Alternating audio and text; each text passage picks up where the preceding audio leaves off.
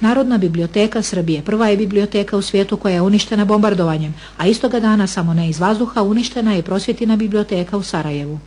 Na nesreću 6. aprila 1941. godine u Sarajevo su ušli Nemci, s njima i Ustaše, i prvo što su uradili jeste da su devastirali sinagogu, srpske crkve i srpske biblioteke, a naročito znamenitu prosvjetnu biblioteku koja je bila najbrojnija, brojala je oko 107.000 primjeraka, ili su uništene, ili su razbacane, ili su upropaštene, spaljene i tako dalje. I usput je donesena uredba o zabrani ćirilice, tako da je stradanje knjige na našim prostorima gotovo i gore nego što je ovdje. Bombardovanje Beograda označilo je početak Drugog svjetskog rata u Kraljevini Jugoslaviji. Gradovi Srbije svakodnevno su bombardovani do 17. aprila kada je potpisana kapitulacija.